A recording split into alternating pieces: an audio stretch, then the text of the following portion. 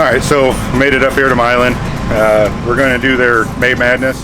Just kind of a no time grudge race kind of deal, but the track is always killer up here. Just changed the stator last night, got it in the trailer, checked trans fluid, just put new plugs in it, passed through tech, and we're going to try to go 4.5999 with a 9 and another 9. I also like to see 160 miles an hour out of it with the same tune-up. If that all goes as planned, then maybe we can try to turn it up a little bit, try to go deeper into the 450s, maybe over 160. And if the quarter-mile clocks are on like I think they are, you just, I don't know, never know. We might swing for it. At least maybe try to get a couple license passes. So we get that done before drag week coming up in September. Not a whole lot of chances at NHRA tracks that are prepped like this. So we may try to get our 2 license passes figured out today. But we'll just see how the weather holds out and how the track does. And we're going to go take a look at the surface now and see what kind of tune-up we should put in it.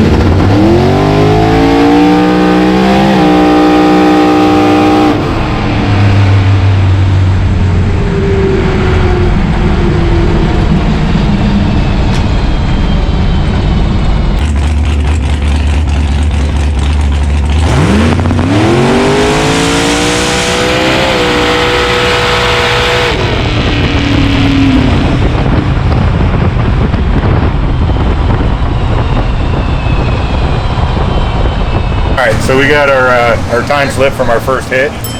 We got a 119 260 foot, so it's pretty much the same tune-up that we had when we were testing. I didn't really want to change it.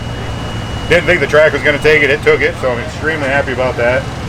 We got 311 to the 330, which we had a 309 or 307 on Tuesday. At the 8th, we're at a 469.7. So this same tune-up went a 465 when it was cold. Pretty content with that. We are down about 6 miles an hour. I kind of, probably because of the air quality, I'm going to pull in the log now. We're going to take a look at it and see if it's just because of the air quality, it's just not as much boost. With these blowers, it does seem to be very, very, very dependent on air quality, how much boost it makes. So if we're down a pound, maybe even 1.5 pounds or 2 pounds, we'll definitely lose some mile an hour. But we shut it off up top. We're actually going to read the plugs on this one. Just kind of, we're trying to figure out, we got one really cold cylinder, one hot cylinder. So we're trying to figure out if it's just the EGTs reading that way or if it's actually the engine running that way. So we're going to take a look at it and see what changes we can make for the next test. Oh, stick the mag. Look at that. Double issue, 200 plus pages on high quality paper. Go to a drag and drive, get in the magazine. Brand new issue is shipping out now. Do 4 issues a year. 6 summers coming up, starting next week, June 10th through the 14th. Nobody's passed it. It's really cool seeing your car in print, not just on some website. Hit the link in our description to sign up, get merch, all that stuff from Sick the Mag. You can hear a car right now getting ready to go to Six Summer on the dyno. Alright, so we're up here in the staging lane for our test pass number 2. We made a couple suspension changes. We tightened up the front a little bit more. We noticed it was wheeling all the way out to maybe 100 feet. So we want to try to tighten that up a little bit, help drive the rear up and get more separation. We also added 200 RPM to the leave. So we're going to see what kind of, we haven't really played with that yet, so we're going to try that out. And then we also added another degree of timing. We want to see what that's going to do for the EGT and also obviously mile an hour. Hoping out of this one we can get deeper into the 60s and see what we can do.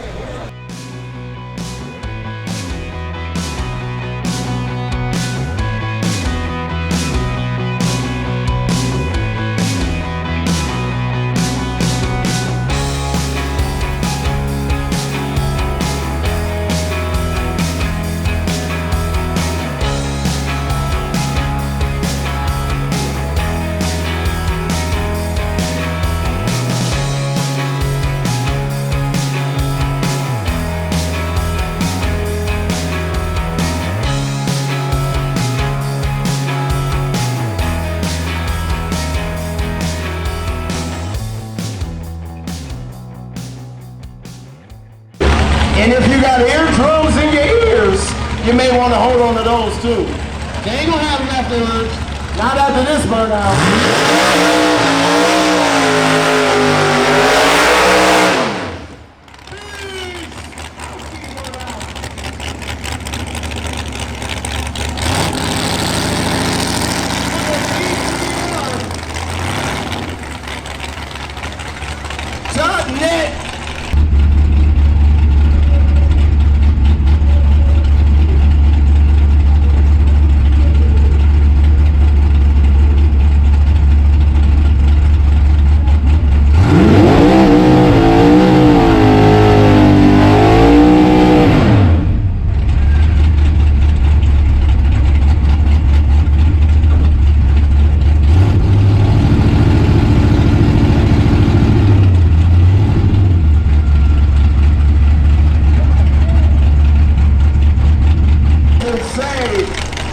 Procharged power in that Pontiac station wagon.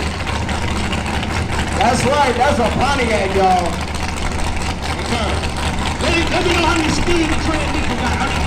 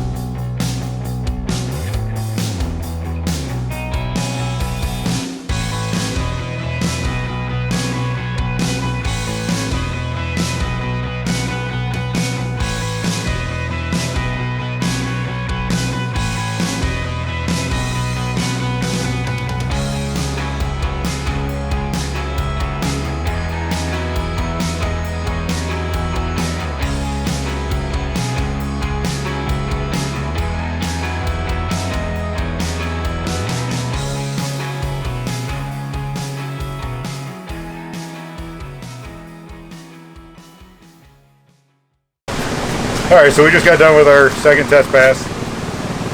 The changes seemed to help in the 60 foot. We went a 117.4 or something like that, I think it was. Still a 311 in the 330.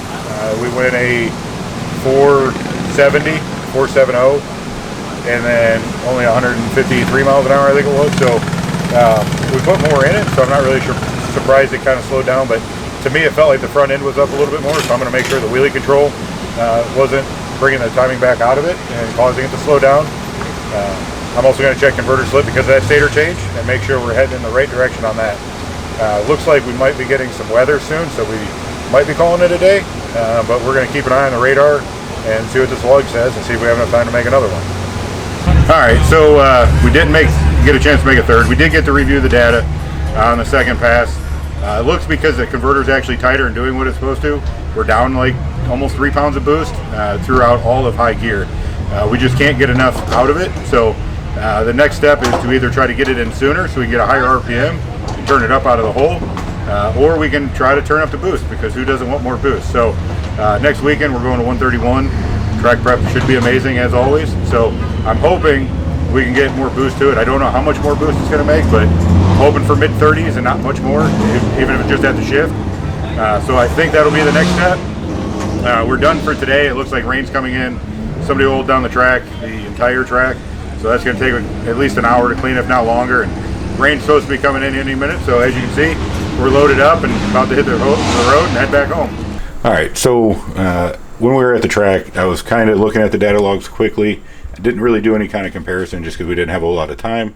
So now that we're back in the office and I have a little bit more time, I knew the mile an hour was down, and I figured it was because of lack of boost. And the reason why the boost is lower with a crank-driven supercharger, you can see that this is our boost curve over RPM. The higher line was actually from Dragway 42 on that Tuesday night with a looser converter, and we're at a much higher RPM at the, we'll call it the 8th mile, right around here. We were at 30 pounds of boost, and then we're down to 26.6 pounds of boost. So it's about 3 pounds of boost, which is pretty significant on a big block, like 540 cubic inch. That's a big, huge difference. So that is why we were down about 6 mile an hour. Also, the shifts happened a lot later, less boost under the curve, and ramping up through first gear. Again, this was the dotted line is from Tuesday with a looser converter versus the solid line with a tight converter. So to remedy this, I am going to do a bigger gear in it, a numerically higher gear, in order to get more boost. So on this thing, I actually had my wife help me make this table, this spreadsheet, because it's what she does. So we have a calculator built in here where I put in the blower gear, the given engine RPM. This will calculate the blower speed, and from this data log I was able to calculate how much boost it had. I don't know if this next part's going to work, but it's something. I divided these, came up with this number, and then took an average of all these here, and I have a multiplier, if you will, of 2075. My hunch is if I take my blower speed, divide it by this, it'll give me my boost. So I now have a setup for 145, a 15, 153, and a 156. This will get me near my max blower speed, so we're going to try some of these. I'm actually taking all these gear ratios with me to Michigan this weekend. I do plan on probably putting the 1.5 in it. I'm hoping not to make much more than 33 pounds at the shift. Other than that, it should be, per my calculation, riding right around 30 to 31 pounds of boost, all of high gear, which is where I kind of want to be to get me back to where I was on Tuesday at Dragway 42. Trying to yield a, get my 450 something, and probably 160 miles an hour, and then we can worry about running it out the back once we get the 8th mile figured out. So we're going to see if my multiplication and kind of rudimentary math works out, but we'll come back to that and see. Don't forget to like and subscribe. Thank you for watching.